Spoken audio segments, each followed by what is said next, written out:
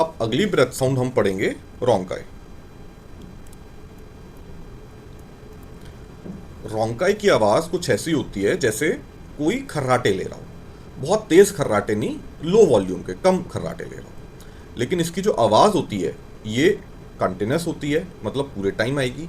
ये लो पिच्ड होती है आवाज, हाई पिच नहीं होती, मतलब कोर्स होती है। अब खर्राटे तो हाई पिच्ड ही होते हैं। ये कभी कभार ऐसी भी आपको सुनने में आएगी जैसे ये कोई दर्द के मारे कराहता है, मतलब मोन करता है। तो ये वैसी भी आवाज कई बार आपको सुनाई दे सकती है। ये एक्सपिरेशन के वक्त ज्यादा सुनाई देती है, इंस्पिरेशन के वक्त कम सुनाई देती है। और खांसने से ये कई बार साफ भी हो जाती है। तो इसको लिख लेते हैं। ये एक कंटिन्यूस है, कंटिन्यूस वॉइस है, कंटिन्यूस साउंड है।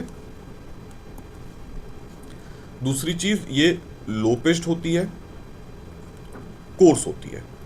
और ये कैसी सुनाई देती है? लो स्नोरिंग या खर्राटे, मतलब स्नोरिंग या फिर मोनिंग।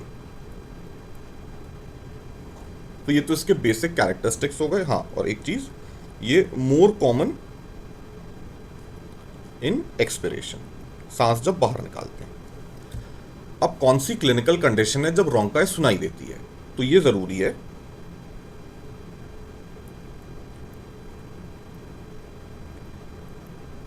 अगर ट्रेकिया में ऑब्स्ट्रक्शन है तो रोंकाई जैसी आवाज सुनाई दे सकती है। उसके अलावा ब्रोंकाइटिस और निमोनिया में भी ये सुनाई देती है। इसमें एक चीज हम लिखना भूल गए कि ये खांसने पे ठीक हो जाती है, मतलब अगर कफ करेंगे तो हो सकता है रोंकाई सुनाई देना थोड़ी देर के लिए बंद हो जाए। तो it is cleared by coughing.